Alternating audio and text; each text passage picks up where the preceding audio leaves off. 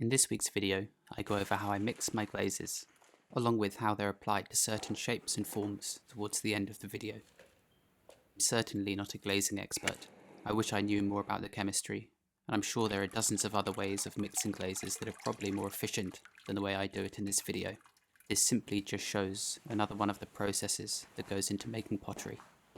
And it's a process that begins by opening all the doors and windows in my studio. The raw materials used to mix glazes generally aren't something you want to breathe in, so working in a well-ventilated space is vital. Alongside ventilating the studio, whenever I'm working with raw materials, I always wear a mask too, as the powdered materials really linger in the air. And this simple mask does the job. I think generally you want anything that's M3 grade, and this mask stays on my face until the glaze itself is really saturated down with water. I begin by adding my first material to a bucket that's already quite full with water. In between adding the raw materials to the water, I always add this wooden bat over top, which does a good job of keeping the dust contained as I'm weighing out more powdered materials. I should preface this whole video really, for those of you who might not be ceramicists. What I'm mixing here is a glaze from raw materials. You can buy them pre-mixed, but generally speaking they're a lot more expensive, and you can't quite experiment with them in the same way. But essentially, glaze recipes are a lot like baking recipes. It's a list of materials in different amounts, and once they're fired to a certain temperature or in a certain type of kiln atmosphere such as oxidation or reduction, they change from these powdery materials into layers of glass that surround the pots. Some glaze recipes can be very simple, and others can be highly complex and may require very specific firing programs, but essentially there's always a combination of three materials at least, and that's silica, alumina, and some kind of flux, alongside opacifiers and colorants, and all manner of other things. For my own glazes, the only real colorant I use is red iron oxide, which, when reduction fired, will eventually turn into a sort of deep green colour, but that's only if they're fired in a gas-fired kiln in a reduction atmosphere. But if I fire these same glazes in an oxidized atmosphere, that's one with plenty of oxygen, such as you find in electric kilns, they fire a rather putrid yellow sort of colour. The specifics really do matter, be it the materials used, the combinations, the type of kiln, the type of firing, the type of clay body, it all makes a difference. And it's a process that comes with a huge amount of testing too, trial and error, dozens of firings. It can take a long time to find a glaze that really works how you want it to. In reality, I've been using the same sort of glazes for a long time now, and I really do want to push myself to try something entirely new, but it can be a big step to take, and one that takes a long time too. As for my own process of mixing glazes, I'd say my approach is pretty straightforward. I tend not to use hydrometers that measure the viscosity of your glaze, so that every batch you mix is just the right consistency. Instead, I tend to just dip my finger into the glaze, and I pull it out, and I observe how it runs off my finger, which is maybe an old school way of doing things, and something I've learned through my apprenticeships, but I'm sure it's something that I could improve upon. But so far, it works for me. As for my raw materials themselves, I tend to keep them all in their original sacks like this, and just store them stacked up in one corner of the studio. My glaze recipe contains a lot of feldspar and a lot of nepheline cyanide, so I get through a lot of that material. As for measuring out the glazes themselves, the only tools I'm using really here are a pair of scales, a plastic bowl, and my special ladle. I did have two, but I recently broke one, sadly. They're tools I brought back from Mashiko, Japan, when I was doing my short visiting apprenticeship with Ken Matsuzaki, and they've been exceedingly useful for scooping out the powdered material from the bottoms of these sacks. Weighing out all the raw materials is the quick part of the job really. I have my glaze recipe nearby, and as I do each material, I tick off each one as I go along. There's nothing more annoying than being interrupted halfway through this process and forgetting which material you were on or how much of one you've added. Many of the raw materials have a very similar appearance, so it can be very easy to lose track of what you're doing if you're not paying full attention. And believe me, this is something I've done many times. This is my colorant, powdered red iron oxide, rust, essentially, although far more pure. In this instance, I was mixing a 16 kilo batch of my dark green crackle glaze, and all that's required to get it to that dark green hue is 200 grams of red iron oxide. The more that's added, the darker the green gets, until it turns into a brown and then almost a black, It also acts as a flux in reduction-fired atmospheres, so the more that's added, the more the glaze likes to move. And generally speaking, I prefer to work with stable glazes, as it means there are less disasters in glaze that runs onto kiln shelves during firings. And it seems that when I add anything beyond sort of 3% to my base white recipe, the glaze will start to become quite unstable. Once all the powder's in the bucket, and there is already quite a lot of water in the bottom half of it, I'll go ahead and pour the rest in. Then, as all the powdery glaze materials slake down for a bit, I usually just put my wooden bat back over the bucket and leave it for about 10 to 15 minutes. Now it's time to move on to the real mixing process, and for this I use a Gladstone 5-gallon glaze mixer. Sometimes the glaze can settle into a thick layer at the bottom, where it's really saturated and sticky, so I just quickly reach my arm inside and lift that layer up. This way the mixer will have an easier time churning all of these materials up. I don't keep my arm submerged for too long like this, but this glaze isn't particularly toxic. There's no lead or manganese, no copper or cobalt. It really is just red iron oxide in combination with china clay, a few different kinds of feldspars, nepheline cyanide. The dust is the most dangerous thing during this process, hence why I always wear my mask. Anyway, once the glaze is very roughly mixed, it's time to use the blunger. This mixer has blades on the very bottom, and the protruding blue arms around the mixer means I can set it down on the bucket and leave it, which is usually what I do. I'll let the mixer do its thing for about 10 or 15 minutes, while I'm usually preparing some other glazes in the meantime. And every few minutes I'll just come back over and I'll lift it up and down a few times, just to make sure that everything is really well mixed. And as it's mixing, I can dip a finger into the glaze just to check the thickness. If it needs a bit more water, it can simply be added like this. In this instance, I needed to use this glaze in the same day, so I had to mix it to just the right consistency, which means that when it comes to sieving the glaze afterwards, it can be a little bit slow. Whereas what some potters do, and it's often what I do for my white glaze, is that tends to be the most tricky to sieve sometimes, is I really oversaturate the glaze with water, making it much thinner than needs be. That way when it comes to sieving it, it's really very quick. But it does mean that you need to wait a day or so for the glaze to settle. Then you can remove the excess water on top, and then mix it to your desired consistency. But if you do need to use the glaze in the very same day, like I did in this instance, I had to mix it to a thicker consistency. 15 minutes later or so, once I think the glaze is ready, I remove the blunger and try to scrape off as much excess as I can. And once eventually removed, and out of shot here, I'll place this into another bucket with some clean water in, and with a sponge I'll just sponge off all the excess glaze. That way I'm not pouring it into the sink and down the drain. Generally I try to waste as little glaze as possible, and I even have buckets for each specific glaze I use, where I'll clean off the tools that have been submerged in that specific glaze, and eventually I'll sieve these back to my larger buckets of glaze. The next step is to sieve the glaze, and this is an 100 mesh sieve if I remember correctly, and all I do is gradually pour it onto the sieve and press it through using a rubber kidney. This is when having an oversaturated glaze can help, as if it's really watered down, it'll pass through this incredibly easily. But even sieving it down at this consistency doesn't take long. This whole process doesn't take more than 10 minutes. And really, it's all the endless tidying up when making glazes that really makes it feel like it's a process that takes a long time. Once the sieve's full, I just use the flat edge of a rubber kidney to push the glaze through. This again is perhaps the simple method of mixing glazes, and sieving glazes especially. You can purchase rotary sieves that sit on top of your bucket, and then all you do is spin a lever which spins a brush, which essentially does the sieving for you. And if I was perhaps using glazes that contained more toxic materials, I would definitely do that. But in regard to speed, I really don't mind. If there's one process that ends up taking 10 minutes longer than it might otherwise, so be it. I've tried to model my business in such a way that I never feel rushed to do anything. I don't do wholesale orders, and I don't make specific quantities of pots too. I simply just make what I want to make, which means that I can work entirely at my own pace.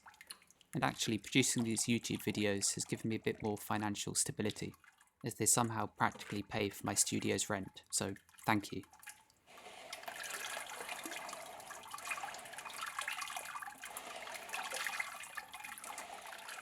It's a satisfying process, and when I'm not recording, it's usually one that I do while listening to podcasts or some music, which is something a number of you have asked in the comments over the last few months, whether I always work in silence or not.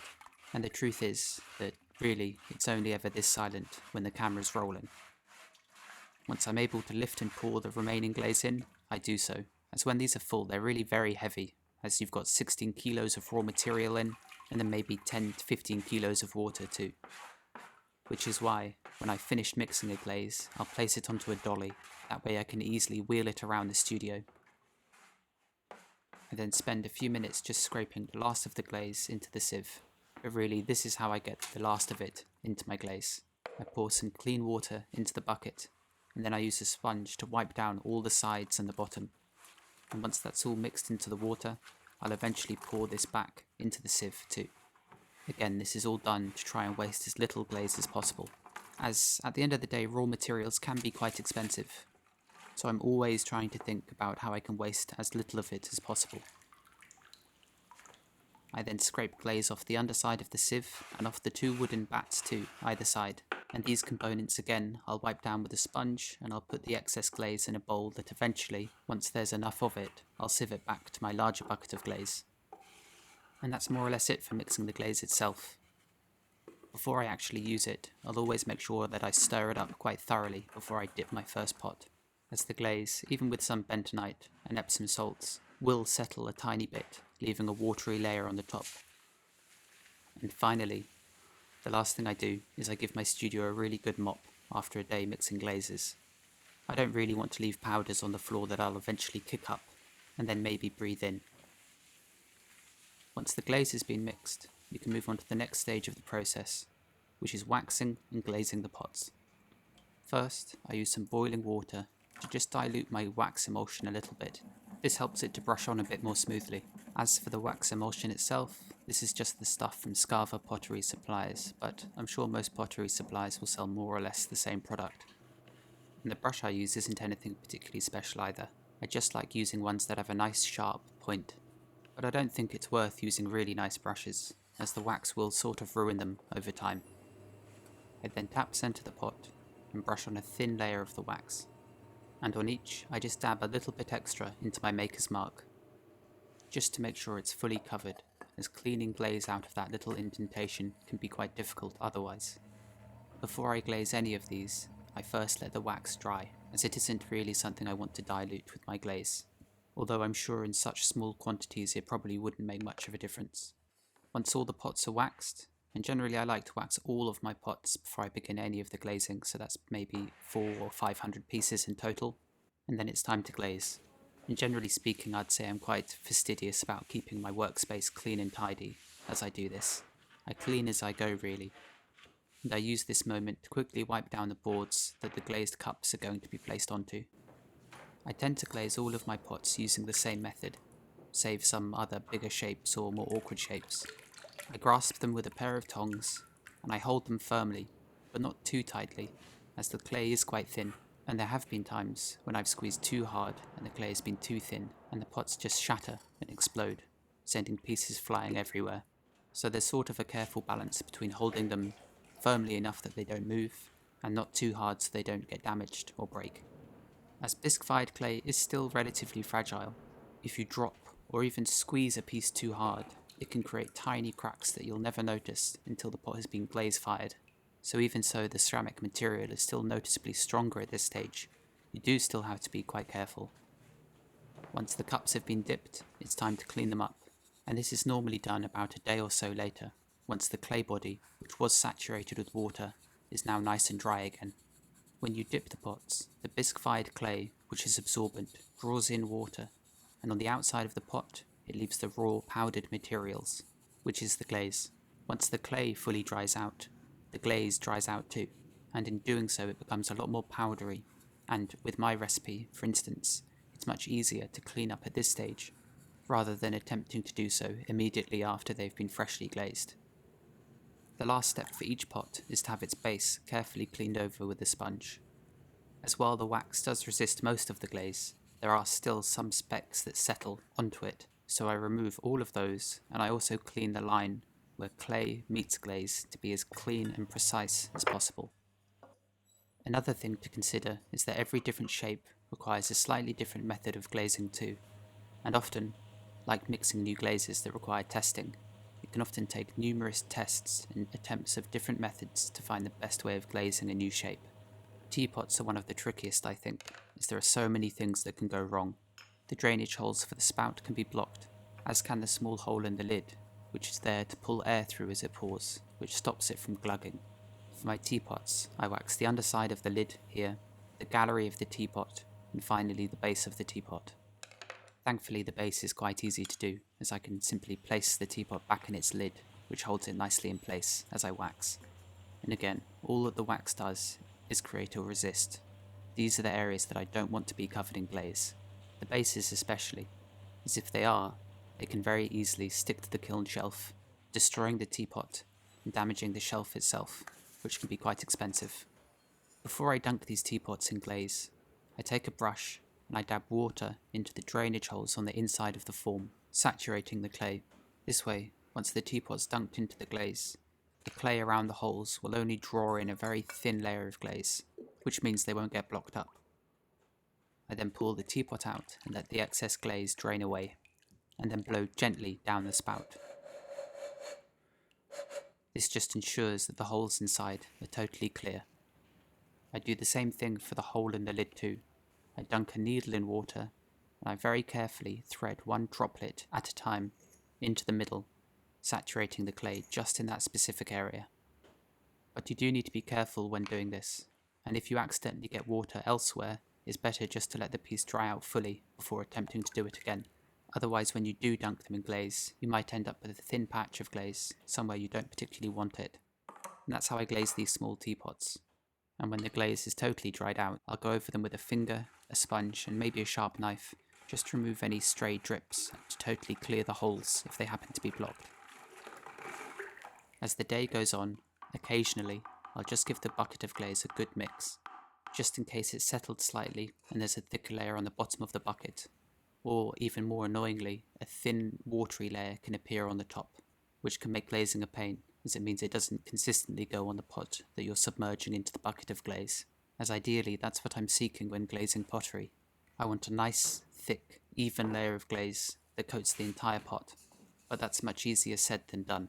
Like anything, like learning to throw or learning how to pull handles or trim pots, it can take a really long time to learn how to glaze efficiently and neatly, and I still feel that it's something that I haven't really mastered yet. For myself, when I was first learning how to make and glaze pottery, it was taking the time to really neaten up my glazing and to really finish it with care that made the biggest difference in how professional the pots looked. I can still remember the first bowl I made that was glazed basically perfectly. The footering was nice and neat. The layer of glaze was even across the whole vessel. It looked amazing, especially compared to the pots I'd made previously with rather messy glazes. So it's during this time, like what's currently seen in the video, when I carefully spend time cleaning up each individual pot and making sure that my glaze application is nice and neat, that really makes a difference in my opinion. But of course, at the end of the day, this all just depends on what method of firing and what method of glazing you've chosen. There are certain types of firing processes, like wood firing and soda firing, that can really benefit when glazes are applied actually in a sort of inconsistent and almost naive manner, as the atmosphere of the kiln is going to change them so much anyway. What you're searching for is that variation in surface, whereas these same qualities can be quite difficult to achieve in gas-fired pottery or electric-fired pottery too. Anyhow, once all the pots have been glazed, they can be gas-fired and finally unpacked. It can be a long process, but one that's well worth all the extra care and attention. And I should take this moment to quickly mention that my online shop is going to be restocked this evening on April 25th at 7 PM BST, approximately 2 hours after this video has gone live, and I'll leave a link to the shop in the description below. I'm also going to be participating at an exhibition at Make Hauser Wirth in Somerset, which runs from the 7th of May to July 3rd. Again, I'll leave another link in the description below for this, and here I'll be showing some of my bigger pots, alongside pots that are perhaps a little more sculptural. I believe you'll be able to shop for these online too, but I'm not entirely sure yet. But with my upcoming shop, and this exhibition too, it means that the next couple of weeks might be quite busy, which means I might not be able to make a YouTube video for next weekend or the weekend after that too. but rest assured I'll still be uploading content onto my Instagram account, so if you need your pottery fix, you'll be able to find it there too. And it isn't only photographs that you'll find over there. Alongside those, you'll find many videos too. Anyhow, I think that's more or less everything I had to discuss. Thanks as always for watching, and I'll see you soon.